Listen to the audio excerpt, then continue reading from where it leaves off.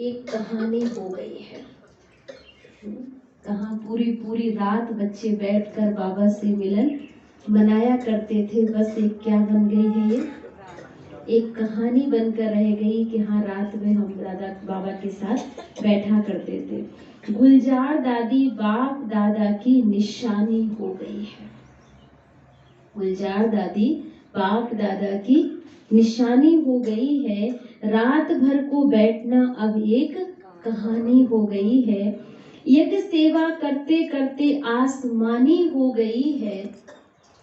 दादी गुलजार यज्ञ सेवा करते करते आसमानी हो गई है, माना अब बाबा के पास ऊपर चली गई है वतन में। अब ऊपर से ही हमारी मुलाकात होगी।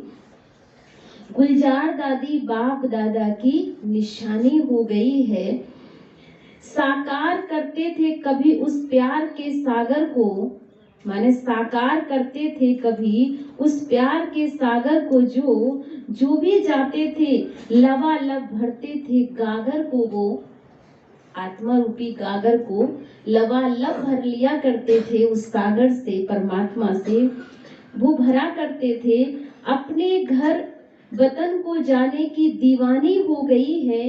यज्ञ सेवा करते करते दादी गुलजार आसमानी हो गई है। यज्ञ सेवा करते करते दादी माँ गुलजार आसमानी हो गई है। मर्ज होती थी स्वयं इमर्ज बाबा करती थी। मर्ज होती थी तो स्वयं इमर्ज बाबा करती थी कि तो तुरंत बाबा को बुलाकर उस मर्ज को दवा दिया करती थी। खुद को पीछे रखकर खुदा को खुद से आगे किया करती थी।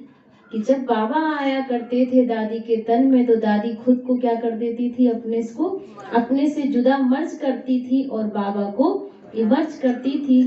तो खुद को पीछे रख खुदा को खुद से आगे किया करती थी। त्याग का भी त्याग करते करते खुद ही सो गई। यज्ञ सेवा करते करते दादी हमारी आसमानी हो गई है। यज्ञ सेवा करते करते दादी माँ आसमानी हो गई है। देखा सबने उनके जीवन की बहुत उदारता को, देखा सबने उनके जीवन की उदारता को। खुद छुपी रहती खुदा उनसे ही था निहारता। खुद छुपी रहती और खुदा था उनसे निहारता। आत्माएं खुद से सबकी आत्माएं खुद खुदा से सबकी सब मिलाई हो गई है। अपनी भी कोई इच्छा कभी नहीं बताई है। यज्ञ सेवा करते करते दादी गुलजार आसमानी हो गई है। गुलजार दादी बाप दादा की सिर्फ एक निशानी हो गई है। यज्ञ सेवा करते करते दादी माँ आसमानी हो गई है।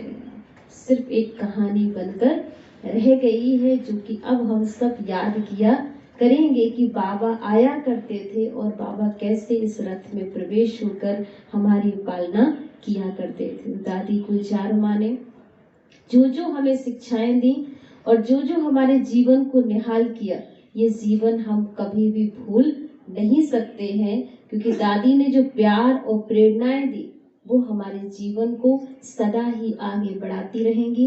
तो रोज दादी माँ की दृष्टि लेनी है और दृष्टि लेकर के ये समझना ये बाप दादा की दृष्टि है, ये दादी की दृष्टि नहीं है।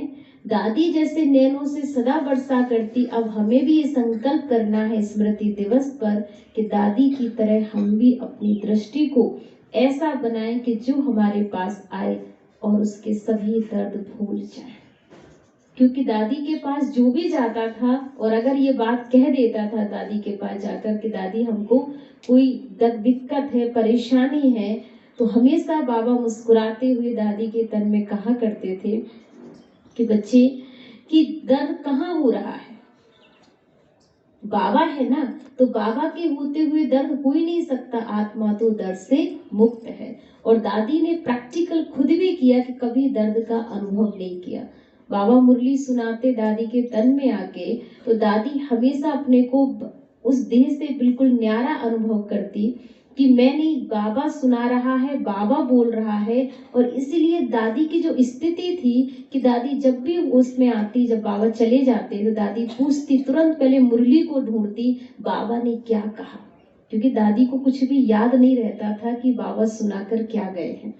तो दादी फिर तुरंत जैसे उठती वहां से तो सबसे पहले मुरली पूछती, मुरली कहाँ है जो मुरली बाबा सुनाकर गए हैं। तो दादी को इतना पावरफुल योग और इतनी अच्छी स्थिति कि हम भी चाहेंगे कि हम भी दादी के साथ बस अब जल्दी जल्दी आसमानी हो जाए और दादी के साथ बैठने का वो सौभाग्य मिले, क्योंकि अब घर जाना है, घर जाना है, एक ही धुन लगानी है। आज का योग भी रहा, उसमें भी हमने 100 स्वरूप, 100 धर्म और 100 देश का अनुभव किया, और यही अनुभूति हमारी दादी हमेशा हमें कराती थी। तो ऐसी श्रद्धांजलि हम सभी भाई बहन अपने दिल से दादी जी को देते हैं कि सदा हमारी दादी जी ऐसे ही हमें प्रेम और पालना सदा देती रहे और हमारी हरदोई में आकर हम सबको भरपूर यूं ही करती रहे। ओम शांति।